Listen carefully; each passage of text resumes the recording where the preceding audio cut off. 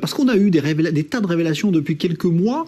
Ça a concerné des domaines de la sécurité, d'espionnage, mais aussi financier. Il y a aujourd'hui une sorte de vogue qui veut qu'on livre des noms comme cela, presque en pâture dans l'opinion publique. Ça correspond à un phénomène assez nouveau, ça?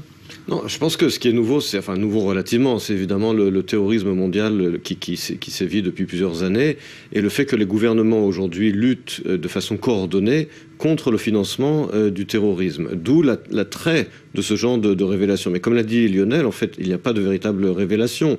Il y a là des constructions financières et fiscales pour essayer de payer le moins d'impôts possible. C'est souvent légal, parfois ça ne l'est pas. Là où effectivement il va y avoir peut-être des conséquences, c'est sur les hommes politiques ou les chefs d'État qui sont impliqués. Mais encore une fois, les chefs d'État impliqués, la plupart, d'abord, rien n'a prouvé que c'était légal.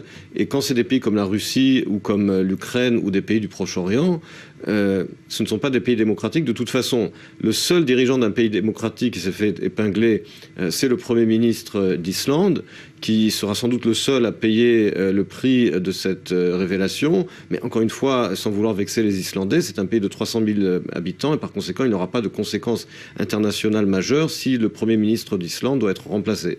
Alors on va parler justement de ces implications avec les personnalités politiques.